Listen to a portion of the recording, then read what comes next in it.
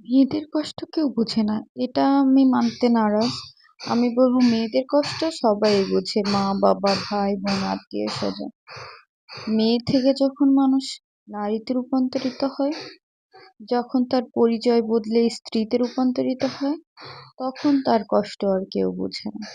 তখন না বুঝে তার কষ্ট তার মা-বাবা, না বুঝে তার ভাই-বোন, না বুঝে তার আত্মীয়-স্বজন।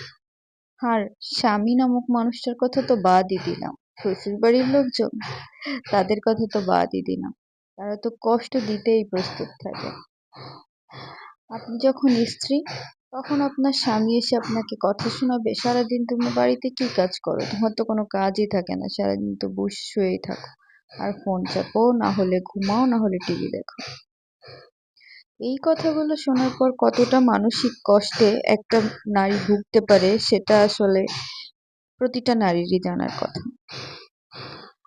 সকাল থেকে একটা নারীর কত পরিমাণে কষ্ট হয়, সেটা যদি একটা পুরুষ নিজে কাজটা করে দেখতো, তাহলে হয়তো বুঝতে পারতো।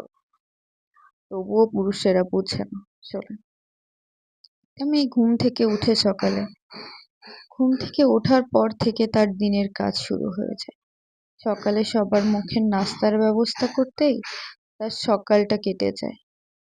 নাস্তার ব্যবস্থা মানে কি বললাম আর নাস্তা হয়ে গেল এমনটা? একদমই না। নাস্তার ব্যবস্থা বলতে সকালে উঠে যারা রুটি খাবে, রুটি বানাও, তার সঙ্গে একটা সবজি ভাজি বা ডিম ভাজি, এগুলা করো। তো রুটি বানাতে কি কম কষ্ট? রুটি বানাতে কত কষ্ট, সেটা করতে নারী মোটেই কষ্ট পায় না, কারণ সেটা প্রিয় মানুষদের জন্য করে। কিন্তু যখন কথা শোনায়, তখন নারী কষ্ট পায়। সকালের নাস্তা শেষ করে তাদেরকে রেডি করে অফিসে, স্কুলে পাঠিয়ে তারপর শুরু হয়ে যায় তার ঘরের বাকি সব কাজ আর দুপুরের খাবারের ব্যবস্থা। তারা চলে গেলে কি সে বসে থাকে? একদমই বসে থাকে না। সে তার ঘর পরিষ্কার করা, ঝাড়ু দেওয়া, কোথায় কি ময়লা কাপড় আছে সেগুলাকে রেডি করে আবার ভেজানো, ধোয়ার প্রস্তুতি নেওয়া, টেবিলটা গোছানো, ফ্রিজটা পরিষ্কার করা, ফ্রিজ থেকে কি বের করতে হবে, কি রান্না করতে হবে সেগুলা বের করা।